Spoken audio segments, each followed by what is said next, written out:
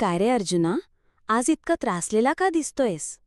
आई, मी खूप प्रयत्न करतोय, पण गुरुजी म्हणतात अजून खूप शिकायचं बाकी आहे. मला वाटतं मी कधीच त्यांच्या अपेक्षा पूर्ण करू शकणार नाही. अर्जुन, तुला वाटतं मी तुझ्यावर नाराज आहे? हो गुरुजी, मला वाटतं मी तुमच्या योग्य ठरत नाही. एक झाड जेव्हा उगम पावते तेव्हा त्याला सूर्य, पाणी आणि वेळ लागतो. मी तुझ्यात ते बीज पाहिलंय, पण तुला स्वतःवर विश्वास ठेवावा लागेल. पण मी चुकतोय गुरुजी.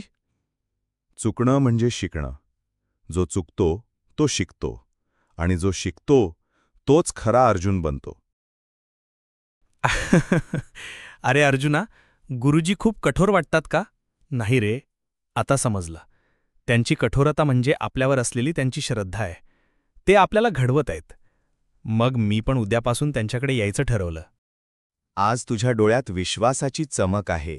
आता तू फक्त माझा शिष्य नाहीस, तू स्वतःच एक ज्ञानदीप आहेस. गुरुजी, ही ज्योत कधीही मावळू देणार नाही. धन्यवाद.